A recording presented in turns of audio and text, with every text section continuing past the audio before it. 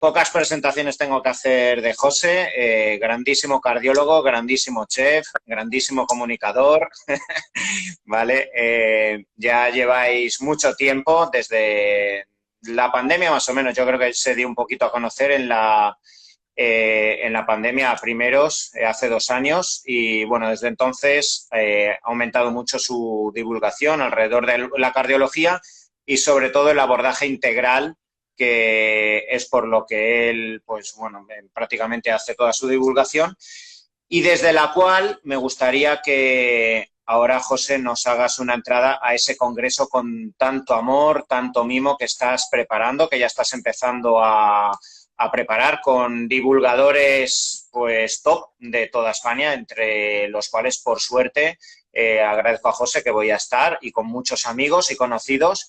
Y bueno, creo que para todos los que puedan acudir de forma presencial y de forma online, que también va a existir ese formato, pues será un privilegio para todos los que durante, creo que serán 2 días, ¿no, José?, de ponencias. Y además, pues bueno, explícanos, porque creo que al final va a ir de la mano con el Congreso de Hipertensión, con tu padre y demás, ¿vale? Entonces, pues bueno, cuéntanos un poco de esto antes de que entremos en materia. Bueno, pues nada, gracias por la oportunidad, ¿no? Que me la ibas a dar, pero la verdad que estamos muy ilusionados con esto. Vamos a ver.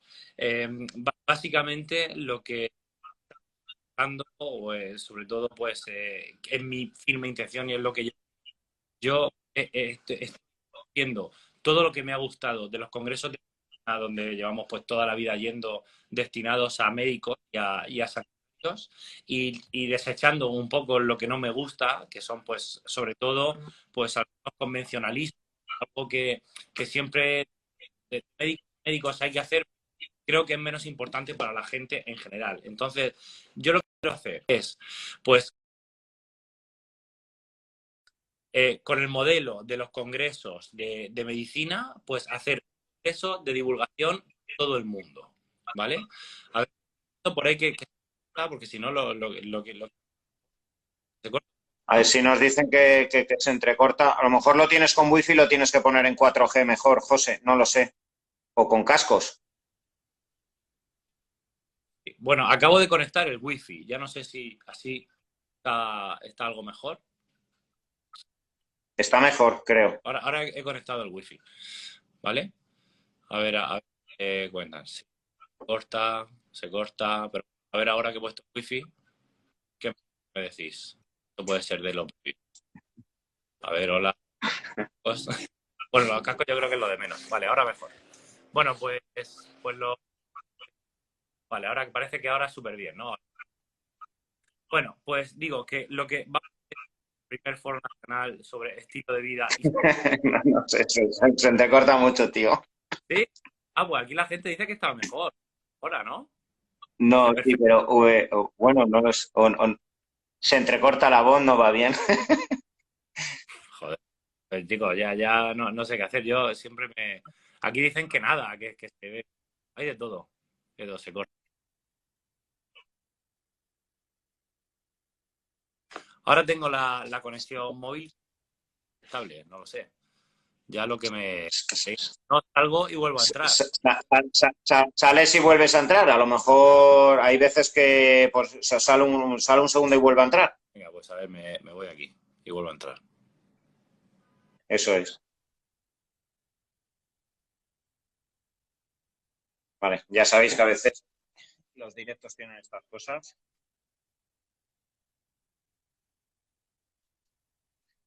Bueno, ahora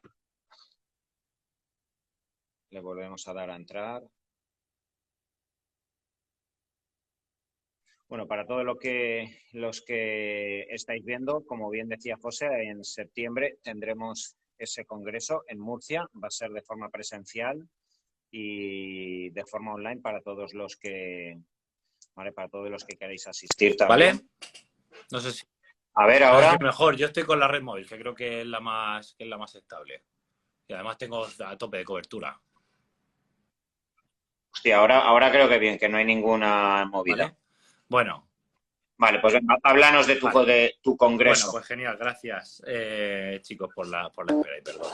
Bueno, que lo que básicamente vamos a hacer con el Congreso sobre Estilo de Vida, que es el primer Congreso Nacional de Vida y Salud, pues es coger todo lo que nos gusta de congresos destinados al ámbito sanitario y lo que no nos gusta, pues lo desechamos y lo abrimos a todo el mundo.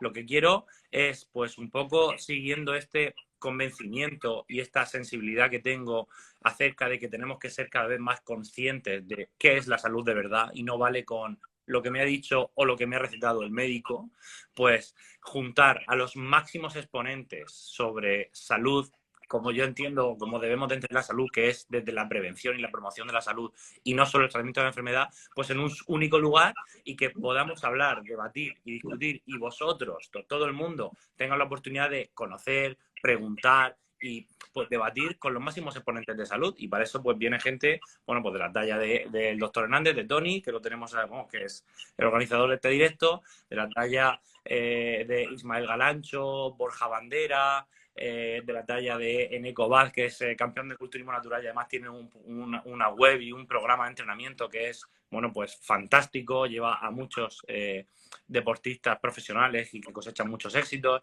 de la talla de Juan Antonio Madrid, que es pues básicamente la persona que más sabe de cronobiología de este país, de la talla de Sari Arponen, Merimar Pérez, de Susa Sanz, que nos van a hablar pues de salud hormonal, sobre todo enfocado a la mujer.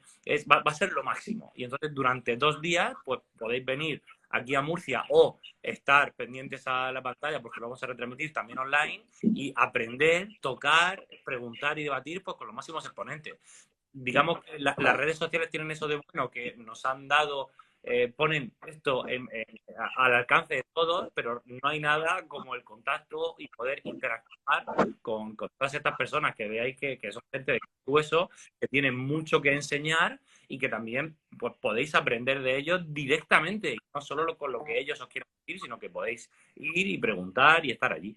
Y entonces, los congresos de medicina son muy caros, tú lo sabes. Si tú quieres ir a veces a un congreso y te vale 400, 500 pavos y necesitas a una farmacéutica que te lo financie. Y así es como va todo. Entonces, pues yo de momento me estoy hipotecando y no sé, y espero no tener que deberle dinero a nadie, porque obviamente los ponentes pues merecen un reconocimiento y lo que estoy intentando es con una entrada que es pues lo más barato que nuestros cálculos nos han permitido, que son 30 euros presencial y 25 online, pues que vengáis aquí y tengáis 2 días de ciencia, salud de verdad, pero de la mano de lo mejor que existe. Y además salud, ya os digo de verdad, no vamos a hablar del tratamiento, ni del stent, ni de qué hacer cuando se te obstruye una coronaria. Lo que vamos a decir es qué hay que hacer o cómo podemos optimizar nuestra vida pues desde el punto de vista de nuestros hábitos para evitar que en algún momento pues nos tengan que poner. Y bueno, pues básicamente eso es. Entonces es una idea fantástica. Yo creo que hay congresos en medicina de todo, de cardiología, de digestivo, de gine, hay de todo. Y no hay de esto, pues porque detrás de esto no lo apoya nadie. Y de ahí, bueno, pues las dificultades que estamos encontrando en financiar esto. Pero bueno, pues un poco de esta empresa, un poco de la otra, pues yo creo que vamos a poder llevar a cabo, porque el alquiler del Palacio de Congresos pues cuesta un dinero y a los pues claro, merecen un reconocimiento y hay que traerlos aquí, pero creo que va a ser un éxito y ojalá que no me equivoque y este sea el primero de 100 congresos nacionales anuales sobre estilo de vida. Estoy seguro. ¿Cuál es el enlace para que, bueno, que toda la gente lo pueda saber? Yo lo tengo en mi perfil, pero vamos, hay una página web que es muy fácil, que es congresoestilodevida.com, www.congresoestilodevida.com, y luego también hay un Instagram que es foro.estilo de vida y salud. Está todo en mi perfil y luego, vamos, allí además yo iré anunciando de vez en cuando en destacados, en la primera historia que cada el congreso. Así que, pues, pero www.congresoestilodevida.com. Vale, pues vamos entrando en materia. Ya hemos hecho varios directos antiguamente, hablando de forma genérica de, pues bueno, las patologías cardíacas y bueno, de todo el estilo de vida, que es de lo que precisamente va a ir el congreso de José. Pero bueno, hoy vamos a abordar un poco más las patologías cardíacas en el mundo del deporte, algo que ojalá por desgracia no viéramos tanto, pero cada vez existen más pacientes, deportistas amateurs o profesionales que pueden sufrir de diversas patologías cardíacas o que al menos en esa prevención ideal que queremos tener, ¿vale? Con toda persona que empieza a hacer deporte, ya sea en su adolescencia o ya sea con una edad más madura, pues esté consolidada esa prevención y que al menos pues en esta hora de directo os pueda ayudar.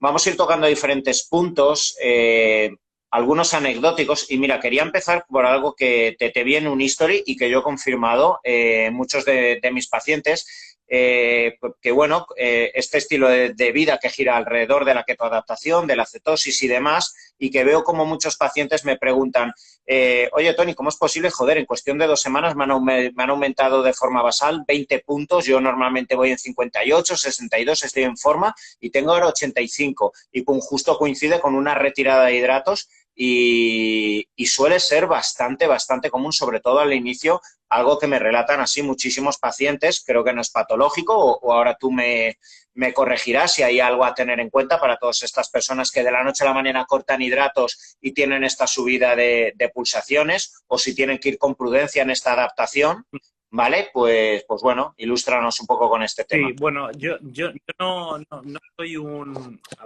En algunos escenarios sí, pero no soy un gran defensor de la dieta baja en carbohidratos, sobre todo a largo plazo. Yo creo que puede ayudar mucho y de hecho estar claramente reconocido, sobre todo en gente pues que tiene cierta resistencia a la insulina o que necesita bajar de peso, digamos, de una manera alegre. Y creo que pues llevar periodos de dieta baja en carbohidratos puede ser una opción. ¿Qué? Pues como pasa siempre con todas las dietas, que yo prefiero siempre reeducar en la alimentación para siempre que no tener que poner una dieta que luego no me gusta mantener a largo plazo. Pero bueno, luego esta dieta tiene muchas cosas buenas, como es esa flexibilidad metabólica, que en cierto modo tiene sentido que sea beneficioso, y sabemos que otras, digamos, patrones alimentarios también aumentan, por ejemplo, el ayuno intermitente, bueno, pues no viene mal y de hecho parece ser que todo lo que se estudia acerca de él pues es beneficioso, sobre todo cuando tenemos que perder algo de peso. Entonces, ¿qué tiene de malo o qué cosas tiene la dieta cetogénica o baja en carbohidratos que, bueno, que a lo mejor tenemos que llevar un poco de cuidado o cuáles no? Bueno, en un primer momento hay una ketoadaptación que implica en las primeras semanas un aumento del sistema nervioso simpático o repercute en que aumente el tono del sistema nervioso simpático de nuestro cuerpo, porque dejamos de tener pues la glucosa que tan acostumbrados estamos a ingerirla directamente en la alimentación como sustrato energético sencillo, y esta glucosa se tiene que obtener pues principalmente de grasas. En segundo lugar también se puede obtener de proteína, pero eso ocurre en menos medida. Entonces, hasta el momento en el que esa maquinaria fisiológica que tenemos se optimiza, hay un aumento del sistema nervioso simpático, y por eso en las primeras semanas a veces el paciente o la gente que lo lleva a cabo lo tolera regular, y eso puede aumentar las pulsaciones. Digamos que también el corazón se está adecuando a utilizar como sustrato energético la grasa, y eso pues puede, la repercusión clara es que aumenta el sistema nervioso simpático y puede haber una pequeña subida de pulsaciones, que normalmente cuando nos llegamos a adaptar vuelven a nivel basal, pero sí que es verdad que la gente que lleva una dieta bajas en carbohidratos suele tener más pulsaciones que la gente. Pero cuando reintroducimos los hidratos de carbono, eso se revierte, y sobre todo cuando nos adaptamos a largo plazo, se revierte, y hasta yo sé, no se ha demostrado en ningún lado que la dieta cetogénica aumente el riesgo de arritmias o digamos, pues bueno, de problemas arrítmicos importantes. O sea que no es importante. Otro tema que suelo ver en consulta, ¿vale? Y lo veo mucho en deportistas cuando van cogiendo el pico de forma, cuando pasan el pico de forma y siguen con ese sobreestrés del sistema nervioso, no puedo parar, tengo que seguir entrenando, tengo que seguir en déficit calórico, y especialmente por la noche y tras la cena, extrasístoles, ¿vale? Muchas de ellas fisiológicas, asumo, porque muchos de ellos van a su cardiólogo asustados, acojonados literalmente, porque dicen, hostia, es que se me para el corazón 2 segundos, ¿qué coño está pasando? Es que he acabado en urgencias. Y lo veo mucho en estas fases donde también se abusa de cafeína, se abusa de preentrenos porque estoy agotado y tengo que entrenar, y cada vez lo veo más, porque también entramos también pues bueno, en una época donde prácticamente nadie puede parar, coges un pico de forma donde no te permites el dejar de entrenar, etcétera, ¿vale? Y cada vez veo más estas extrasístoles, ¿vale? Me gustaría que me informaras de ellas, porque es que tengo muchos pacientes. Los deportistas profesionales al final yo creo están acostumbrados porque les ha pasado varias veces y sus médicos en los clubes le han dicho que no pasa nada, pero típico maratoniano por encima de 40 años que lleva 2 años corriendo, coge el pico de forma, ha bajado 20 kilos y no quiere dejar ya de correr ni descansar, toma mucha cafeína, preentrenamientos, etcétera, Mm. y normalmente suele ser por la noche. Ahí me gustaría que me dieras un poco la explicación cuando se relajan tras la cena, que tienen esto, pues hostias, literalmente que me dicen, joder, es que parece que o el corazón me para 3 segundos o me da unos golpes que es que acabo en urgencias. Sí. Claramente las palpitaciones que no son importantes se describen como con todo el mundo, es muy fácil y es un continuo en la consulta que las siente cuando se relajan por la noche.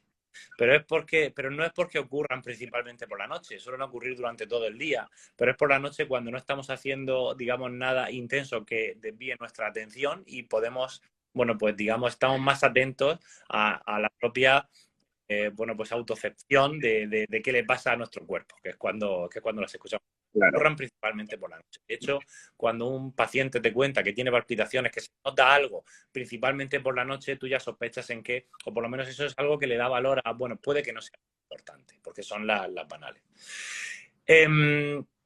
A ver, en general yo no puedo dar aquí un mensaje de que las palpitaciones no son nada. Lo que sí que puedo decir es que en general la mayoría de sensaciones que los pacientes o que las personas notan y que no le limitan en ningún caso su día a día no suelen ser arritmias importantes, ¿vale? ¿Qué son al fin y al cabo esa sensación de parada cardíaca? Bueno, pues suele corresponder cuando corresponde a algo que llamamos extrasístoles. Una extrasístole no es más que un latido extra que ocurre. Y es normal tener extrasístoles, es frecuente. Tener un latido extra no implica tener una patología en el corazón. Ahora, cuando estas extrasístoles son muy frecuentes es cuando, bueno, a mí no me parece mal que te hagan un electro o que te deriven al especialista, al cardiólogo, a que te haga, bueno, pues un examen más completo. Pero lo más normal es que eso no implica una enfermedad importante. Porque cuando el corazón sube un latido extra, hay un mecanismo, bueno, electrofisiológico del funcionamiento del corazón, y es que el siguiente latido después de ese extra se va a retrasar un poco. Digamos que eso se llama periodo refractario cardíaco, en el cual no puede ocurrir lo que iba a ocurrir y entonces se espera hasta el siguiente. Entonces, eso puede explicar el extra que de repente hace plum plum y entonces hay una pausa hasta que aparece el siguiente. Pero eso es algo, digamos, que es fisiológico, normal y no nos debe de preocupar. Sí que es cierto que en el deportista, que, oye, mira, abuso de cafeína o entreno muchísimo, es posible que esté cayendo en sobreentrenamiento. Pues esto pueden ser síntomas que nos hagan pensar en que efectivamente, bueno, pues a lo mejor nos estamos pasando, bien sea de suplementación, de preentrenamiento, de cafeína o del propio entrenamiento. Pero ya te digo, si esto no implica no limita la día a día al deportista o a la persona normal, que simplemente pues lleva una vida normal, no suele ser, y suele ser algo, digamos, que es habitual, que es tener la sistolia, ¿no? Vale.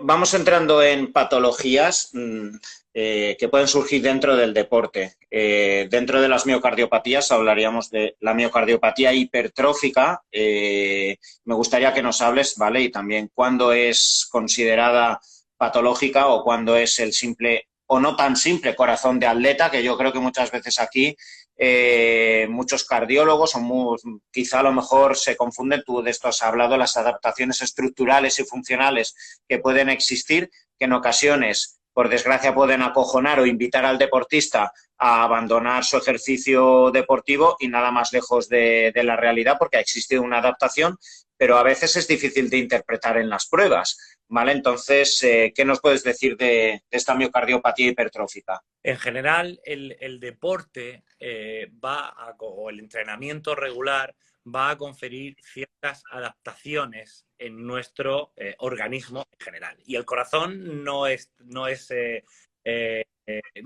está dentro de esos músculos, órganos que se van a dar.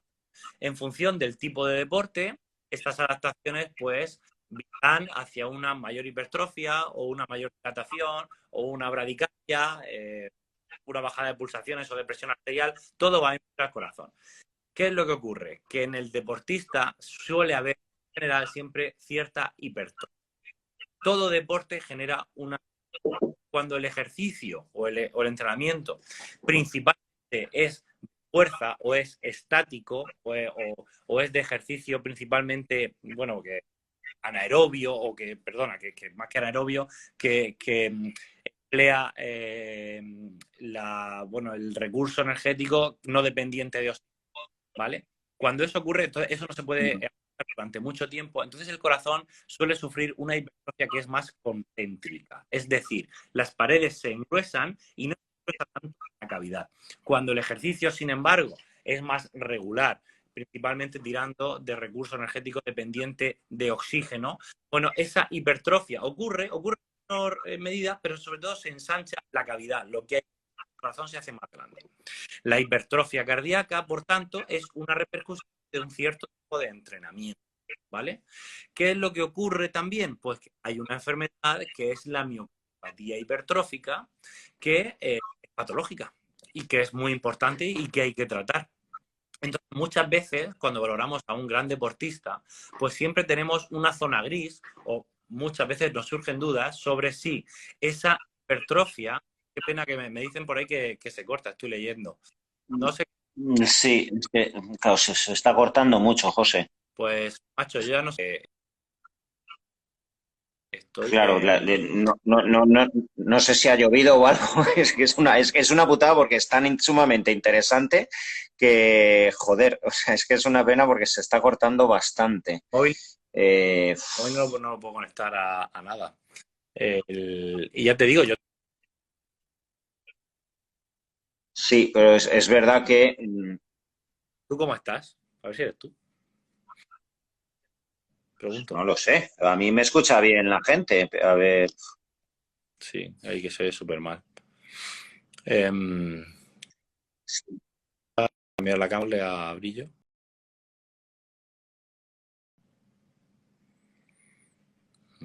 a ver, habla. Yo estoy hablando normal. Claro, a mí mi cámara se me ve muy bien. A Está ver, apagado, el internet está apagado. a, a Dicen por ver. ahí que soy yo. Sí. Me- Creo que ahora te escucho mejor. No sé si es porque te has acercado al móvil y entonces cuando estás más... te veo como más cerca, no lo No lo sé. sé.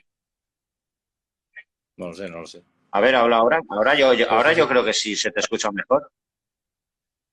Hola, hola. Aún me tengo el móvil en silencio. A lo mejor si lo pongo en sonido, pero vamos. No creo que sea. No creo que sea eso. Pero bueno. Bueno, voy a intentar seguir. Sí, no, pues es que lo tengo. Venga.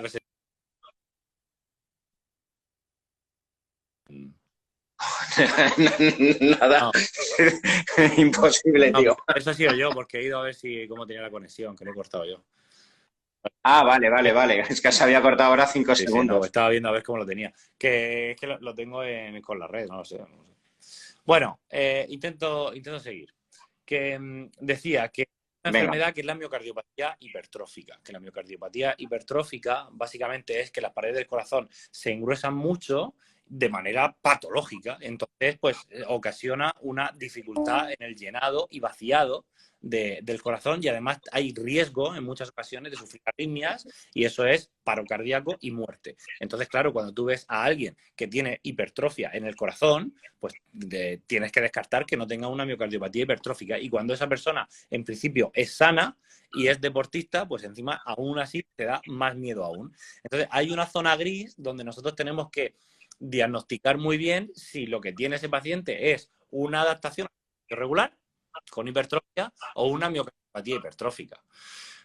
Yo creo que dar por aquí valores a partir de los cuales es por el deporte o es porque tiene una enfermedad no tiene ningún sentido. Es una cosa muy cardiológica y además eso es lo que sí puedo decir, es que no hay unos valores a partir del cual esto seguro que es sano y esto seguro que no, sino que hay una zona de gris donde hay una serie de criterios que nosotros los ponemos todos en conjunto y decimos, debe de ser por el deporte. Pero bueno, ven el año que viene a ver si esto está mucho más o no. O hay veces que eso está muy, muy, muy patológicamente elevado y tenemos a veces que recomendar, oye, vamos a parar un poco y vamos a ver si esto se recupera, ¿sabes? Entonces, bueno, eso al respecto de la miocardiopatía, de la hipertrofia del corazón. Cuando la hipertrofia cardíaca es por ejercicio regular y no se ha abusado, digamos que no hay consumo de hormonas anabolizantes, es imposible prácticamente que eso sea patológico, es decir, que ocasione pues riesgo de arritmias importantes que puedan ocasionar la muerte, ¿vale? Que es lo que sí que ocasiona la hipertrofia patológica por una enfermedad que se llama miocardiopatía hipertrófica, obstructiva o no, ¿vale? Y eso al respecto de la hipertrofia. Luego hay otra hipertrofia que la gente no se suele referir a ella como hipertrofia, pero que es la hipertrofia que es excéntrica, que también aumenta la cavidad. Y eso nos puede hacer plantear el diagnóstico diferencial con una cosa que se llama miocardiopatía, en este caso dilatada, que es muy frecuente y muy común. Porque es la fase final de muchas enfermedades del corazón. Pero bueno, esa suele ser más fácil de distinguir, porque los pacientes con miocardiopatía dilatada no suelen ser la mayoría pues jóvenes o, bueno, hay muchos, ¿no? Por supuesto, pero suele ser más fácil de distinguir que la hipertrófica que nos plantea más dudas, ¿no? Pero bueno. ¿Y qué ocurriría? O sea, todos estos pacientes que se encuentran en el limbo, que han sido incluso profesionales o aunque no hayan sido profesionales, han entrenado como si lo fueran y llega un día que quieren abandonar el deporte o reducir mucho. Haber generado esa adaptación funcional y mecánica en el corazón y reducir abruptamente o ya simplemente decir, mira, ya quiero ir 3 días a la semana, un poquito a hacer spinning, lo que sea, ¿podría ser incluso perjudicial esa bajada abrupta en el rendimiento? No. En general, cuando un deportista de alto volumen de entrenamiento, que no nos gusta, por cierto, demasiado a los cardiólogos, el alto volumen de ejercicio, de entrenamiento semanal, pero en general, cuando uno quiere reducir y hacer algo menos, no suele ser un problema, por lo menos en mi experiencia, y yo creo que no está, hasta donde yo sé, descrito de una manera importante, que una bajada de ejercicio hacia un nivel normal, otra cosa es hacerse sedentario, que entonces tiene las mismas repercusiones que el que Sí, claro. eso en general no tiene por qué generar ni genera desadaptaciones bruscas. Otra cosa es que me estés diciendo que además eso sí que tenemos experiencia tú y yo, es el paciente consumidor de anabolizantes que deja de tomarlo de un día para otro. Eso sí estamos viendo que es un problema, porque el eje hormonal no se recupera y entonces ahí sospechamos que debe de ser ese corte abrupto de esta, digamos, pues administración regular y continua durante mucho tiempo de hormonas análogos de testosterona, pues sí que pueden producir desadaptaciones y malformaciones muchas veces con patología muy importante. La gente cree, y es cierto, que cuando consume anabolizantes se pone en riesgo, pero lo que no sabe es que si te haces consumidor crónico, cuando dejas de tomarlo, también. Ojo, como cualquier otra droga, es que es como el junkie con heroína tiene que tomar metadona, porque el mono lo puede matar. O sea, y es que esto es exactamente lo mismo. Es exactamente lo mismo, solo que yo creo que en este caso tocando ejes que son fundamentales para la vida, como es el eje hormonal sexual.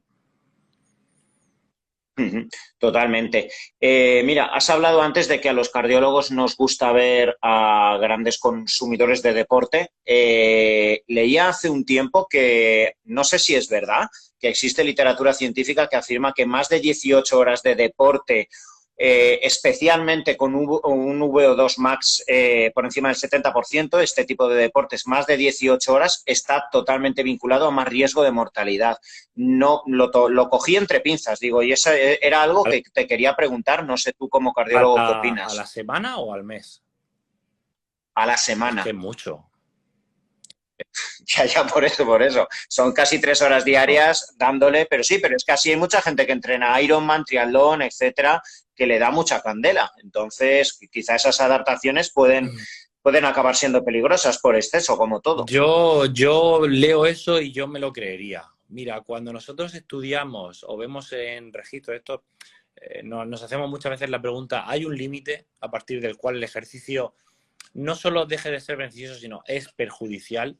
Y bueno, hay algunos estudios que te pueden poner en perspectiva y te pueden dar una idea, hay que tomarlos con pinzas, pero sí que es verdad que sabemos que, y recuerdo más o menos el dato, que más de 50-60 minutos de ejercicio de alta intensidad, como lo definen los estudios, que es con pulsaciones más allá del 75-80, al día, empieza a no ser beneficioso de más. Es decir, el ejercicio siempre va siendo muy beneficioso, cada vez hay más beneficio, pero cuando yo ya me paso de 50 minutos 60 de ejercicio de alta intensidad al día, yo ya hacer 1 hora y 20 no me disminuye más la mortalidad ni el riesgo de sufrir pues un evento cardiovascular. Y cuando el ejercicio es de moderada intensidad, yo creo que estaba en torno a 150 minutos o algo así. Eso ya no me acuerdo bien. Con lo cual, 18 horas a la semana, que son eso, 3 horas cada día o 2 y media, ¿no? Pues yo me creo que pueda suponer un exceso de riesgo durante su práctica que no se compense con un exceso de beneficio después. Tenemos que entender, y esto también es un mensaje que es real, que el ejercicio durante su realización supone un aumento del riesgo cardiovascular. Al fin y al cabo es una especie de síndrome metabólico. Si lo piensas, durante la Es así. aumenta la presión arterial, aumenta la frecuencia cardíaca, se moviliza sustrato energético graso, es decir, aumentan las lipoproteínas en sangre, como cuando hay un síndrome metabólico, aumenta la resistencia a la insulina, porque los músculos son los que tienen que chupar toda la glucosa, entonces el resto de tejidos aumenta la resistencia a la insulina y hay hormonas pro resistencia a la insulina, aumenta la trombogenicidad de la sangre, porque si nos desangramos estamos hechos para que si vamos por la selva y nos pega un bocado, un león en el brazo no te desangres. Entonces tendemos a hacer vasoconstricción y trombosis muy rápida. Todo eso aumenta el riesgo de sufrir un... Hay una tormenta de citoquinas, una mini tormenta de citoquinas. Entonces, eso se compensa con que cuanto más regular es mi ejercicio, menos aumenta ese riesgo durante la práctica y sobre todo, cuanto más regular practico yo el ejercicio, me disminuye el riesgo cardiovascular de manera basal. Entonces, por eso es mejor hacer ejercicio regular. Pero claro, si lo hago a un volumen que ya no me genera beneficio y lo hago tanto tiempo que me supone un aumento del riesgo, me dices ese dato y a mí me parece por lo menos fisiológicamente coherente. No te puedo decir más, no conozco. Nos has hablado de la miocardiopatía hipertrófica, hasta la dilatada, y bueno, a colación un poco también, ya lo has dicho antes, que las hipertrofias constatadas, ¿vale? Van a dar lugar pues también a las miocardiopatías arritmogénicas, ¿vale? Que son todas estas arritmias que incluso pueden dar lugar a la muerte súbita tan temida y que tantas escenas dramáticas nos han llegado en la televisión de muchos futbolistas y demás. ¿Qué nos podrías decir de estas arritmias dentro del deporte? ¿Quién está en riesgo en muerte súbita? Incluso deportistas que llevan 10 años. Fíjate, el Kun Agüero con 33 años se ha retirado por riesgo de muerte súbita, por una arritmia que tuvo y demás. Y en muchas ocasiones no son vistas en las pruebas que les hacen en los clubes, pero ocurren y, bueno, son muchos años en las que vemos caer a deportistas, ¿vale? ¿Qué nos podrías decir de este tipo de arritmias? Bueno, a ver, más que de este tipo de arritmias, de este tipo de miocardiopatías o de enfermedades del músculo cardíaco. En general hay muchas, de hecho hay cientos, pero hay algunas que son más frecuentes que otras. La miocardiopatía de origen, digamos, genético más frecuente es la hipertrófica precisamente, que tiene una prevalencia bastante importante y es la que más se ve. Por eso es la que por proporción pues quizá más asusta y más mata, porque por probabilidad pues muchos de nosotros la sufrimos, la tenemos y también deportistas. Se hipotetiza si el deporte de alta profesional puede, digamos, desencadenar una pues, mala pues un mal final de ellas. No es que el deporte la produzca, pero sí puede desencadenar, bueno, pues una arritmia potencialmente fatal porque aumenta mucho el sistema nervioso simpático y en un esfuerzo máximo, cuando nos la estamos jugando continuamente, pues puede ocurrir. Lo que sí que es cierto es que en general, bueno, pues estas son enfermedades que son frecuentes y que muchas veces se manifiestan desgraciadamente con una arritmia que puede ser mortal o no. Y que cuando esto ocurre, bueno, pues hay un tratamiento, sobre todo preventivo, que es implantar un desfibrilador, que por eso pues esta gente debe dejar de hacer ejercicio a tan alta intensidad y muchas veces pues se le implanta un desfibrilador que le puede salvar la vida porque está detectando cuando ocurre esa arritmia. A ver, yo no sé, yo creo que, o sea, tener conciencia de esto es importante en el ámbito sanitario y debemos de saber que hay cosas que se pueden ver en un electro de rutina que puede, bueno, pues detectar o poner la luz, un poco encender la bombilla para diagnosticar esto. Pero en general es algo que al fin y al cabo es una enfermedad, son enfermedades raras y que suelen dar síntomas. En el caso de la miocardiopatía hipertrófica quizá no, pero otras sí que suelen dar palpitaciones más a menudo, más frecuentemente, o producen, bueno, pues una mala adaptación al ejercicio, es decir, problemas que la gente pues puede consultar. A mí no me parece mal que todo el mundo tenga de vez en cuando hecho un electro, que eso puede detectar mucha enfermedad cardíaca. Y si el médico veía algo raro en el electro, bueno, pues que te hagan un estudio completo. Pero tampoco creo que dar aquí un mensaje de que todos deberíamos de irnos rápido a hacer una ecografía o una prueba de esfuerzo sea un mensaje adecuado, porque lo que vamos a hacer es detectar muchos falsos positivos que van a poner alarma a mucha gente que seguramente no tiene nada, ¿no?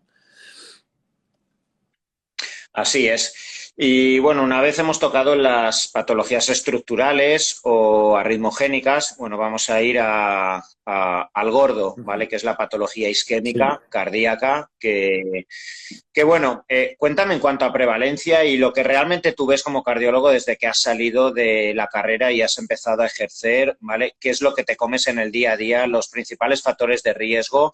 Háblanos también de lo que por desgracia tú y yo estamos viendo tanto en consulta, que me acuerdo que un paciente me llamaste un día y dices, tío, esto no lo he visto ni en fumadores de 90 años, lo que los anabólicos hacen en las arterias y es la realidad.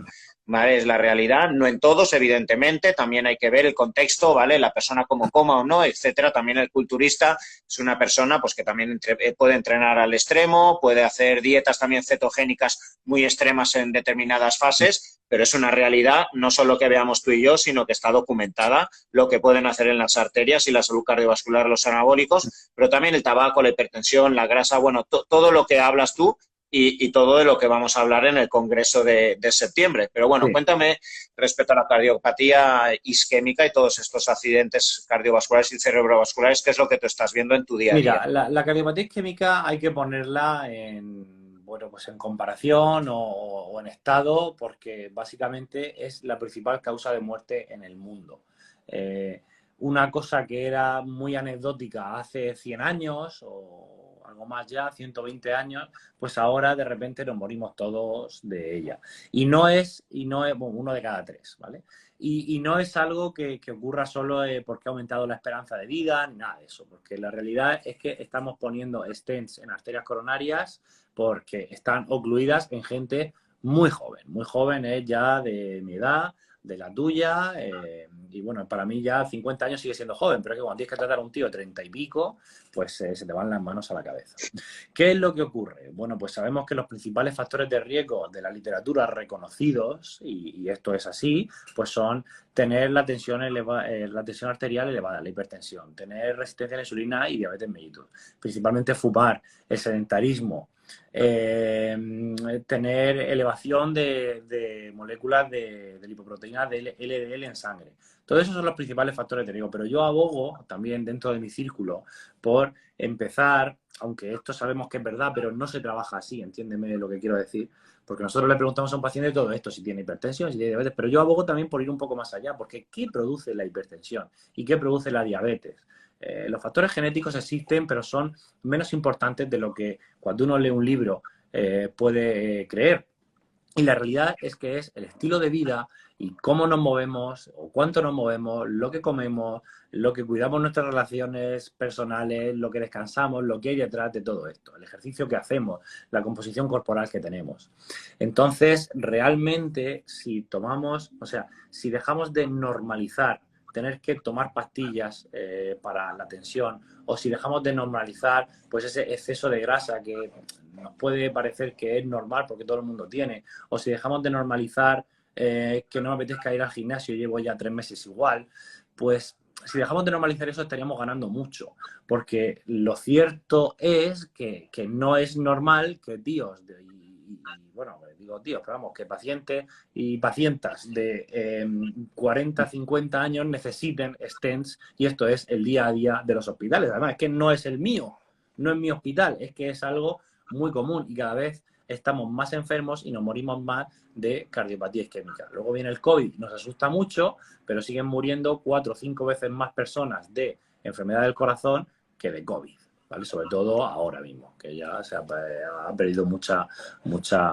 mortalidad. Luego está el tema de que hay nuevos factores de riesgo que vamos a tener que empezar a tratar. Y es algo pues que profesionales como tú ven y por ende pues que yo me estoy empezando a tener en la consulta, y es que hay otros factores de riesgo que no están reconocidos como tal, o por lo menos que no se les tiene miedo, como son el consumo de anabolizantes. Sobre todo en ciertos círculos. Ahora la gente está empezando a fumar más y se le ha perdido el miedo, pero bueno, ya sabemos que el tabaco es malo, pero yo creo que la gente no sabe que los anabólicos son muy malos. Y en esto tenemos que pensar que es algo que es razonablemente nuevo, que la gente empezó a usar, yo creo que anabolizantes en los finales de los 70, 80. Entonces las repercusiones se han empezado a ver en los años 90, 2000, y es que cada vez hay más. Y ahora yo voy al gimnasio, ahora pues, dentro de un rato iré. Y es que, macho, es que eso está lleno de chavales que no tienen 20 años y nada más que están ahí, que si este me toca el ciclo de no sé qué y me toca el ciclo de no sé cuánto. A mí me parece muy bien que tú hagas lo que quieras con tu vida, pero yo creo que debemos de hacer lo que queramos con nuestra vida sabiendo lo que tenemos. Y la realidad es que de repente, Tony, nos estamos viendo con arterias coronarias en gente sana, que solo había sido usuaria de anabolizantes, que parecen las de un diabético, y yo me atrevo a decir, y ya te lo he dicho a ti, pero nunca lo he dicho en público, por la experiencia que voy acumulando, que usar anabolizantes es peor que fumar, porque la gente fuma mucho y aún así, pues sí, se están infartando a los 30, 40 años, pero es raro. Pero es que estamos viendo de usuarios de anabolizantes. O sea, porque yo empiezo a fumar a los 16 años y yo tengo un infarto a los 30. Pero yo empiezo a consumir a los 25 y lo tengo a los 30. Es como, Dios, en 5 años me ha comido mucho y tengo las arterias muy podridas. Entonces, es verdad que esto obviamente es mi experiencia personal, no puedo generalizar, pero a mí me asusta y me preocupa mucho este tema, porque veo gente que tiene un estado de las arterias coronarias muy, muy envejecido cuando solo lleva, pues eso, unos 10 años, 15 consumiendo. El tabaco no mata tanto. El tabaco tú empiezas a fumar muy joven y te da un infarto, pues lo más normal, a los 50, 60, y si tienes mala suerte es lo que estamos diciendo. Empezamos a ver cada vez más, pues con 30, 40 años. Pero es que consumidores de anabolizantes, es que en 5 años te ha podrido. Te ha comido por dentro, es lo que vemos. O sea, no es normal. Aquí vemos Es gente que, de 40 y nada. mira, José, o sea, la norma, yo por desgracia que veo tantos pacientes, la norma del HDL en consumidores de anabólicos es en torno a 10, Sí, sí. un nivel de 10. Sí, es muy poco, es verdad. El perfil lipídico se altera muchísimo, muchísimo. Entonces siempre van a tener un colesterol muy heterogénico, con unos triglicéridos mucho más elevados que el HDL, y el LDL también está alto, ¿eh? O sea, se pone todo, un estado de protrombótico también. Sabemos que luego esa gente El hematocrito, el aumenta. hematocrito en 57, Sí, 58. es tremendo, por no hablar luego, bueno, pues que hacen disfunciones renales y a veces hepáticas. Entonces, todo eso nos ayuda. Hay una cosa que se llama síndrome cardiorrenal, y es que el corazón y el riñón están íntimamente relacionados y sobre todo producen insuficiencia cardíaca. Pero eso da pie a cambios que también aumentan la probabilidad de tener infarto. tener cardiopatía isquémica. Entonces, a mí me gustaría un poco empezar a concienciar de esto. Sé que es algo que la gente, bueno, habitualmente no suele consumir, pero sí que veo mucha gente joven, sobre todo en ciertos círculos, que consumen, que los usan, que está muy guay. Ahora encima allá se consume para nada, para la playa, porque hablo con la gente, ¿tú compites? No, pues es que... ¿Y tú compites? Sí. ¿Y qué te da? ¿Ganas dinero? No, es que no lo entiendo ese mundo, sinceramente. Y sobre todo cuando es algo tan perjudicial, si lo hicieras por gusto o encima fuera saludable, pero es que no lo es.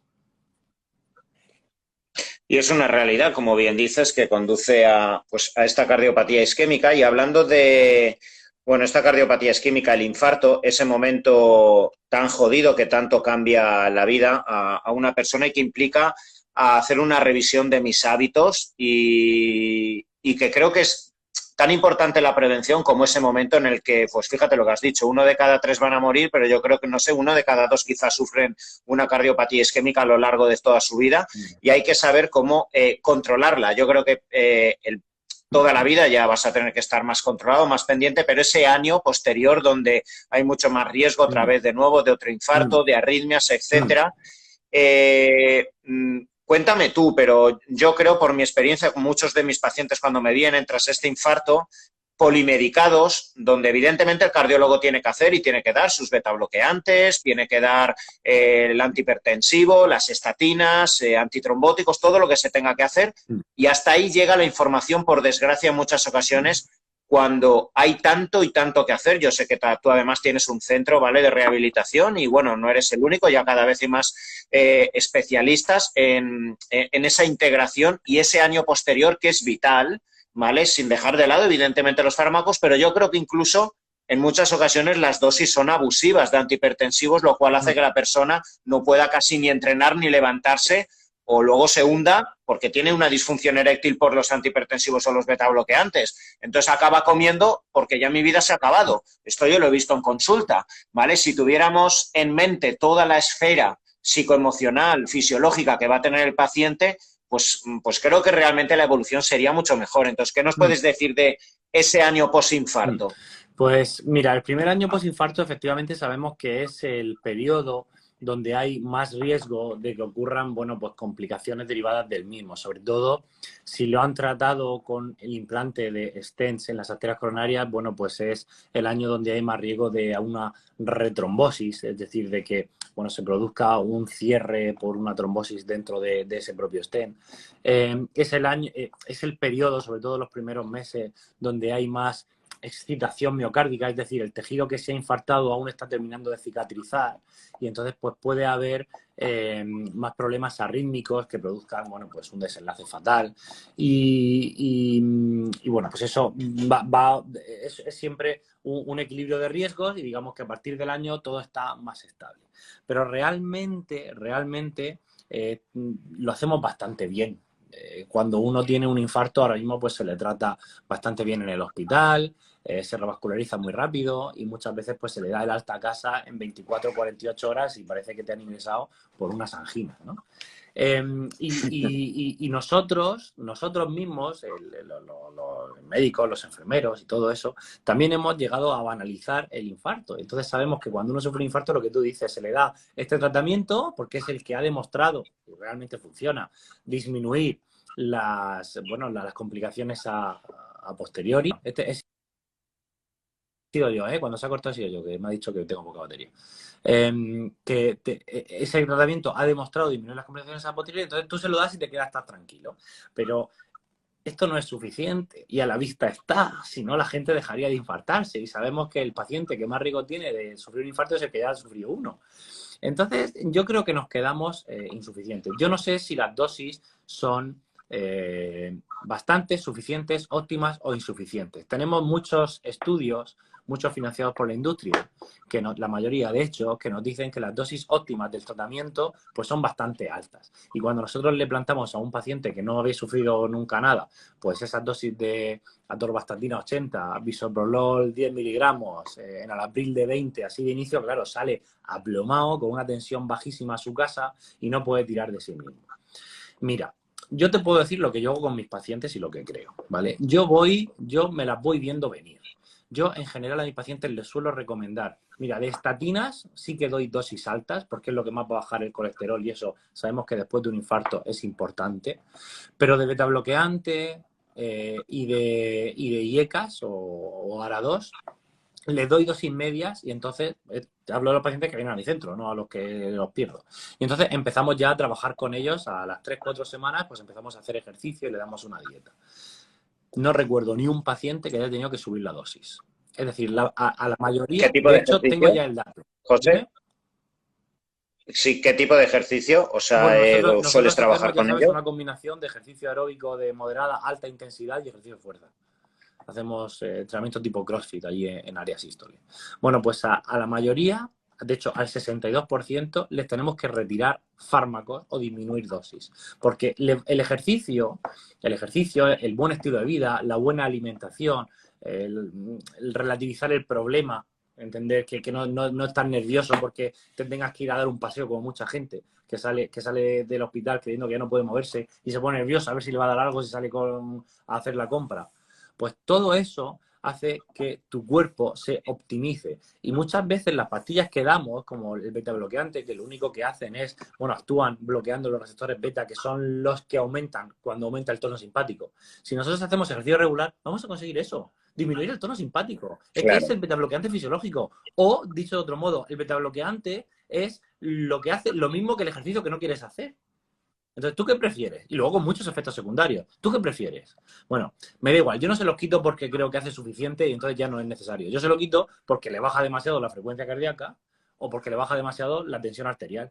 Entonces, cuando un día entran a hacer ejercicio y van con 90 de sistólica, no le digo, hoy no hagas ejercicio, le digo, vale, esta noche ya no te tomas el enalapril o te tomas medio. Y así vamos. Y al final, la mayoría, el 60 y pico por ciento, les tenemos que retirar o disminuir los fármacos. O sea, para que te hagas una idea. De todas maneras, bueno, no podemos ser ciegos o cegarnos y tenemos que entender que el paciente es el que hay. Y si el paciente no va a hacer ejercicio, pues es mucho mejor darle estos fármacos y que se los tome, porque va a disminuir la probabilidad de tener Total. una complicación. Pero desgraciadamente ese es nuestro escenario, pero con eso tenemos que luchar. La medicina, pues es un arte. Ojalá fuera mucho más fácil y decir a este paciente que ha sufrido esto y no me hables más. Pues no, pues cada uno hay que adecuarse. Has hablado antes de, bueno, que tras un infarto tú sí que eres, pues bueno, estás concienciado con el hecho de tumbar literalmente el colesterol, Mm.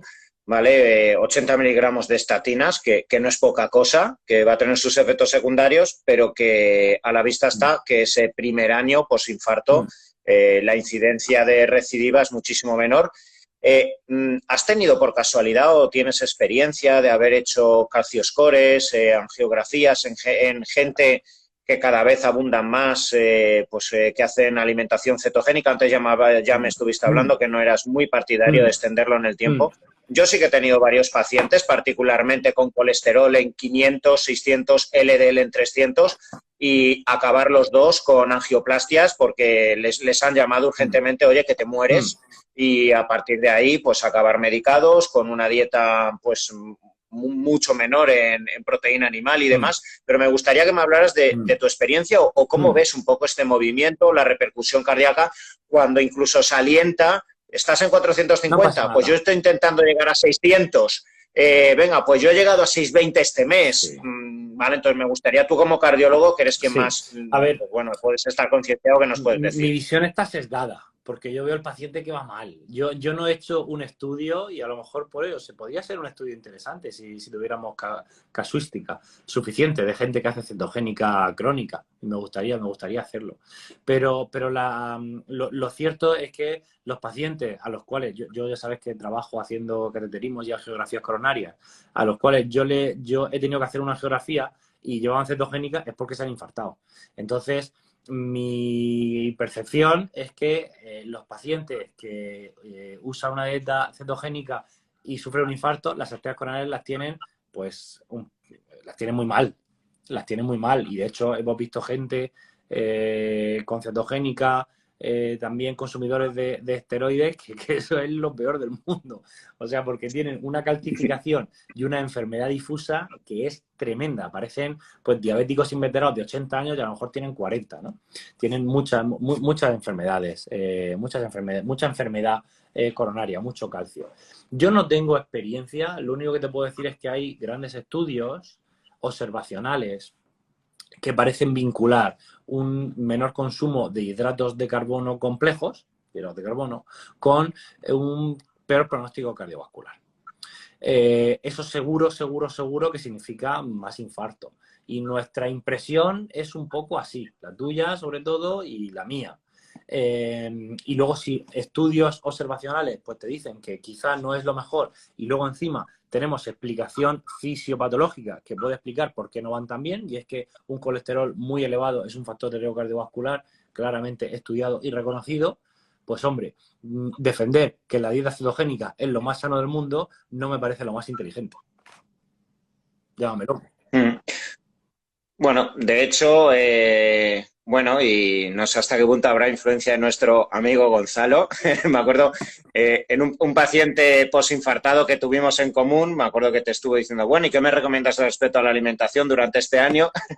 Y frase de Gonzalo, no sé si te la adjudicaste, dice, mientras más plantas, mejor. Ah, sí, no lo sabía, pero seguramente lo haya dicho yo, no lo había escuchado Gonzalo, pero es verdad, es verdad. Ah, pues no, por eso, Ah, que porque lo he él dicho lo dice yo. mucho y tú le dijiste, y claro, y le dijiste, durante este año, sobre todo lo que me interesa es que mientras más plantas Sí, sí, integrales y más alimento integral, sí, sí. mejor al menos Ah, este pues no se lo año. había escuchado Gonzalo, pero me da igual, diré que es de Gonzalo. Sí, me encanta.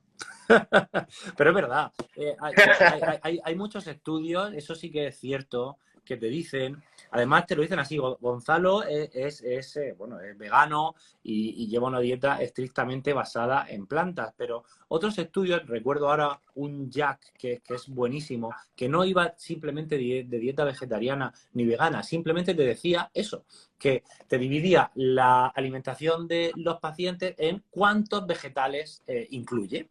Y cuanto más, menos probabilidad de sufrir otro infarto. Era así. Entonces veía gente que llevaba solo el 30%, el 40%, el 50%, el 60% y todo, y el resto, pues leche, huevos o carne, origen animal o pescado. Pero es que cuanto más llevara, menos probabilidad de que se infartara. Y seguramente, pues entra en juego pues que una dieta basada en plantas es la que más baja el colesterol, lleva, bueno, sobre todo si son productos integrales y naturales, pues no abusas de sal ni otros aditivos.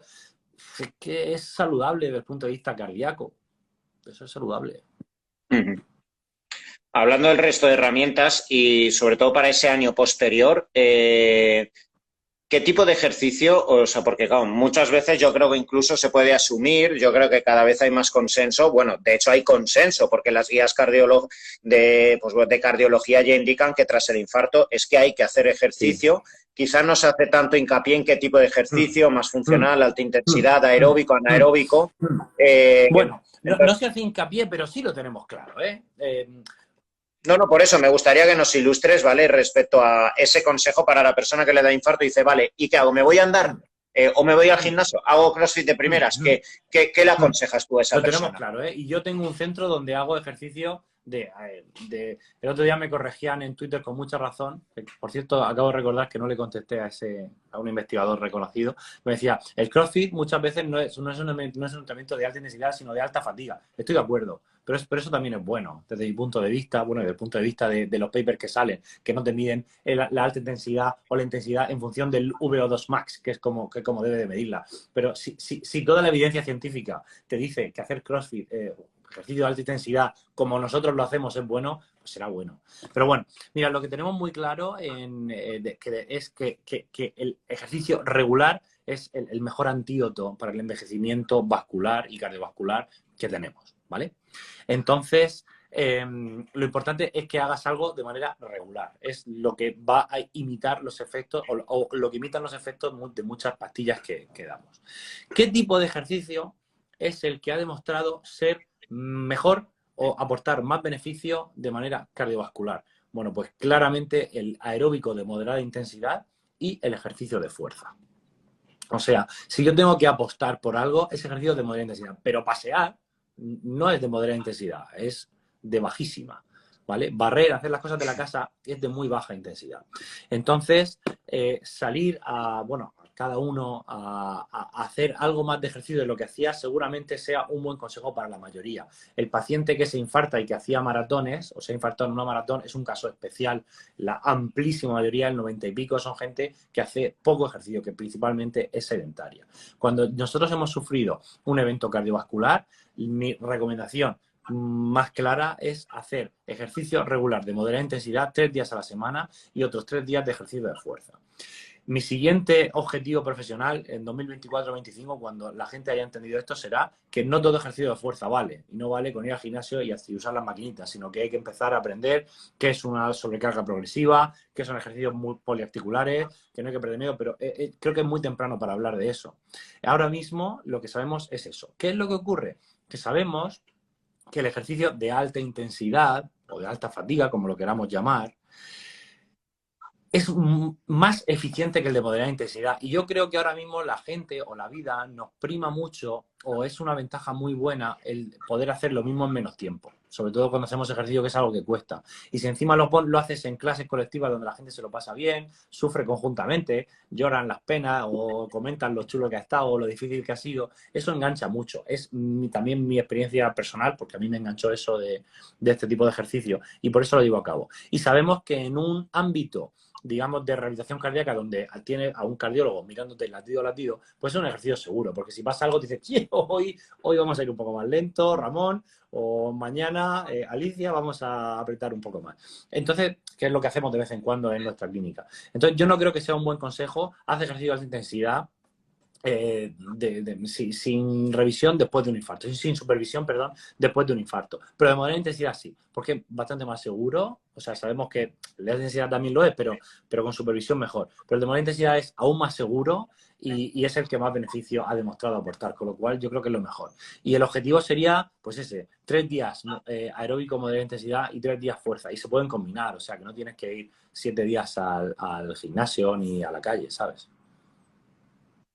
Hablando de las pesas y lo que has estado hablando de para el 2024-25, adentrarte un poco más en la profundidad del ejercicio anaeróbico, ¿qué me puedes decir de la maniobra de Valsalva? ¿Hasta qué punto puede ser peligrosa?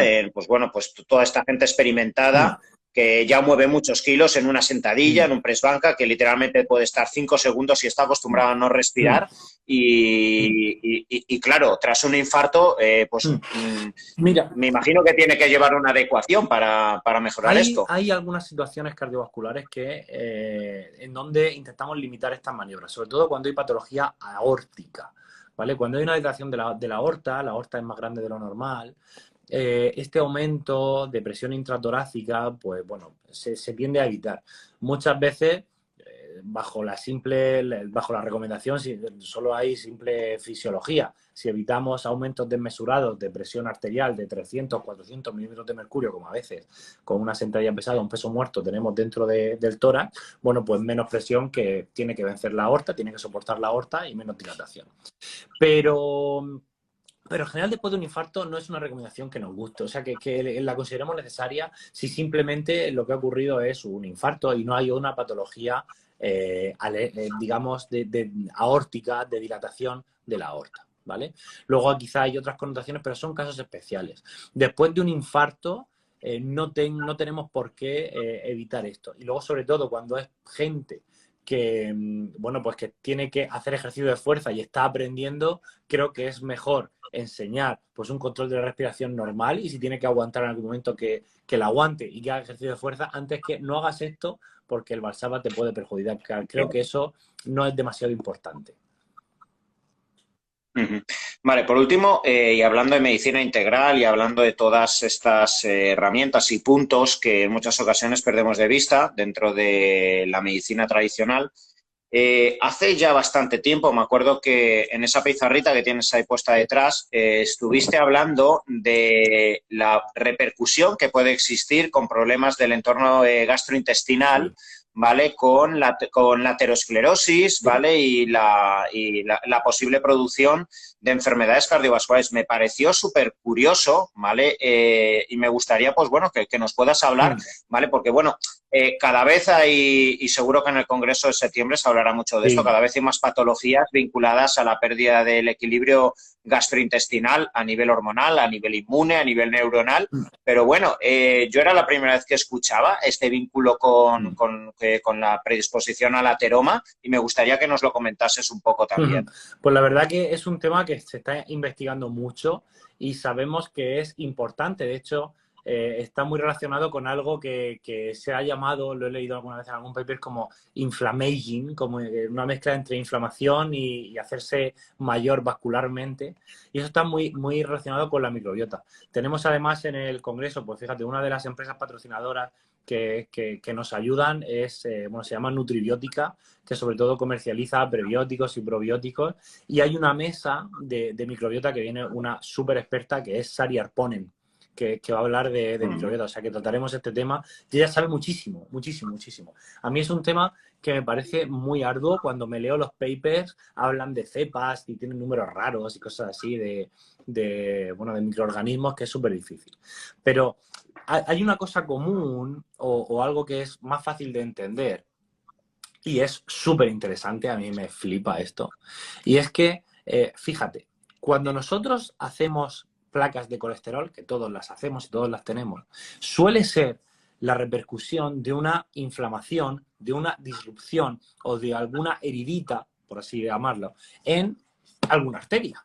Cuando esto ocurre en el corazón es cuando es más peligroso, pero puede ser una arteria de la oreja, pero si se te infarta el lóbulo ni te enteras, porque hay mucha red capilar. Pero si te infarta un trozo de corazón es cuando te enteras. Por eso en el corazón, pues por eso morimos de enfermedad de corazón y no de otros territorios que son menos, bueno, dependientes al oxígeno continuo. Vale. Estas disrupciones pueden venir de microorganismos que pasan a la sangre y que no deberían de estar.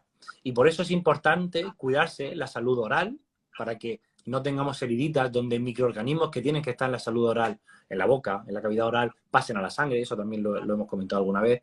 Y también es muy importante cuidarse el intestino. Lo que pasa es que el intestino no te lo puedes cepillar. Pero hay otras maneras de cuidarse el intestino que son invisibles y que son tan importantes, como por ejemplo evitar el consumo de ultraprocesados, o evitar el consumo de grasas trans o de productos finales de la glicación, es decir, llevar una alimentación natural o hacer ejercicio regular.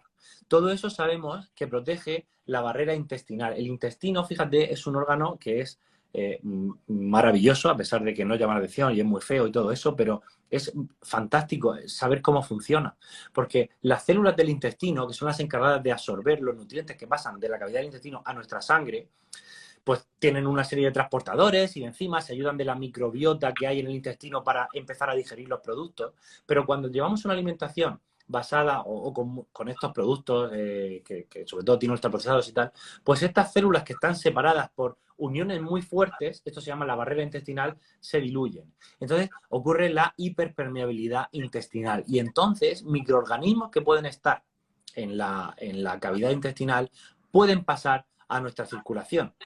No pasa nada, tenemos un sistema inmune maravilloso que los puede eliminar. Pero claro, si están pasando millones y millones de microorganismos todos los días, pues a lo mejor alguna vez se te escapa. Y ese microorganismo puede ir a dañar una célula de alguna arteria de tu cuerpo. Y puede ser una célula endotelial del corazón. Y eso puede dar origen y dar lugar a pequeñas cicatrices que son placas de colesterol.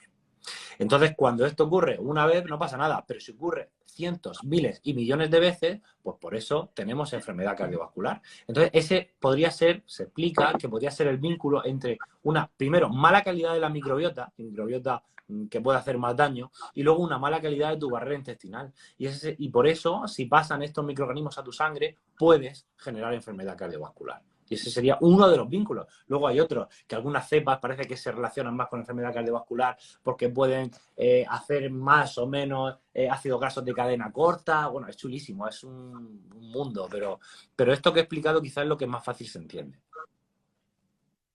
Claro, fíjate que a colación de lo que has dicho, aquí de nuevo surge un poco la maravilla de entender la fisiología y los vínculos, ¿vale? Que se encuentran detrás de la expresión de una patología. Al final, la patología en muchas ocasiones es la consecuencia de un proceso multifactorial, y antes que hemos estado hablando de la hipercolesterolemia como una condición quizás sine qua non para que se forme la placa de ateroma, no quiere decir que el colesterol sea el malo de la película, claro. porque de hecho aquí tú estás diciendo, se requieren injurias, Claro. ¿vale? Y afecciones en la capa íntima arterial para que como mecanismo de supervivencia y esa tendencia a la homeostasis que va a tener el organismo genere, ¿vale? Pues una internalización de las LDL, ¿vale? De las moléculas de colesterol que luego se oxidarán cuando también hayan especies reactivas de oxígeno, inflamación crónica de bajo grado, la glicación de la cual has estado hablando de la diabetes, hipertensión, policitemia,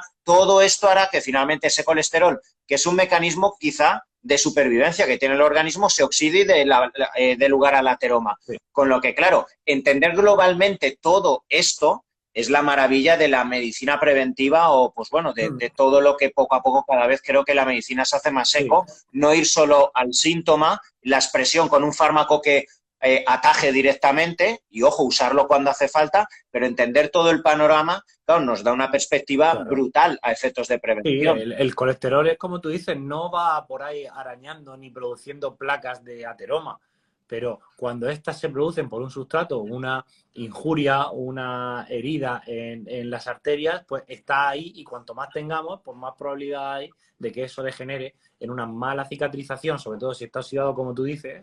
Hay otros síntomas que son proinflamatorios y bueno, produzca una placa de colesterol. El colesterol no es el malo de la película, pero una vez que aceptamos que vamos a tener que cicatrizar arterias continuamente, cuanto más colesterol, entendemos que pues más probabilidad hay de que se creen placas de colesterol. Esa es la cosa. Así es. Bueno, pues hasta aquí hemos llegado. En los primeros 15-20 minutos se cortó, pero luego ya nadie nos ha vuelto a decir nada. O sea que genial. Dejaremos colgado en el muro el directo y algún microvídeo sacaré en YouTube porque ha estado súper bien y además José nos ha respondido muchas de las preguntas que me hacéis muchos pacientes, por desgracia, cada vez más infartados, con trombos, con historias o simplemente con dudas acerca de la prevención y de verdad que en el panorama nacional no conozco a ningún cardiólogo, sobre todo con la empatía, la cercanía y la dulzura con la que he visto en persona tratar a José a muchos de los pacientes que le paso directamente. Y bueno, muchas gracias, José, por estar aquí. En septiembre, bueno, haremos un directillo antes promocionando tu congreso, que va a ser top y estoy seguro que lo vas a reventar y que, bueno, todo el dolor de cabeza que te esté generando la búsqueda de financiación se quedará a sus frutos. Espero. Bueno, pues nada, Tony, que muchas gracias. Es un placer y un honor contar contigo, tenerte aquí, sobre todo, ¿no? Entre los que considero ya los míos.